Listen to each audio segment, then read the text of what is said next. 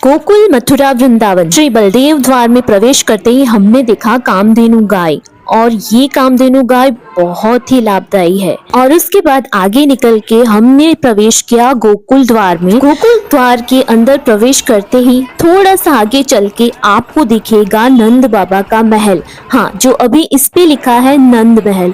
उसके भीतर जाके ही आपको दर्शन होंगे छोटे से लल्ला के, जो हमारे कृष्ण स्वरूप, बाल कृष्ण स्वरूप में विराजमान है, और साथ में बलराव और नंद बाबा और यशोदा मैया जी की मूर्ति है।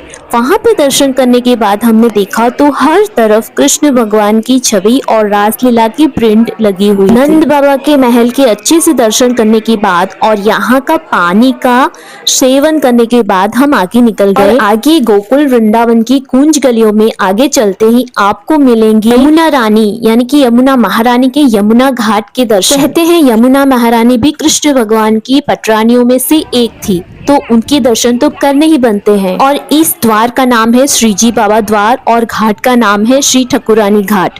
तो आप जब भी वृंदावन जाएं या फिर गोकुल जाएं तो मेक श्योर कि आप यहाँ के दर्शन जरूर करें। यमुना रानी के दर्शन करने के बाद हम आगे निकल गए थे एंड बैक टू नंद यशोदा महल, जो गोकुल मथुरा में है। बिलीव मी गाइस, यहाँ पे जब हम दर्शन करने गए तो वो सालों पुराना कुआं भी था यहाँ पे, जो मुझे देखने को मिला।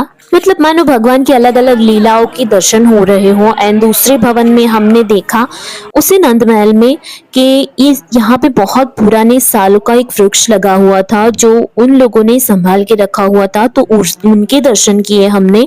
और उसके बाद दूसरे कक्ष में जब पूतना को मारा था भगवान ने, वो स्टैच्यू रखा हुआ था। और उसके बाद पूरा जो नंद महल था उसका दर्शन किया हमने और आगे निकल गए। आगे निकलते ही हमने देखा कि हमारी नेक्स्ट डेस्टिनेशन निधिवन है।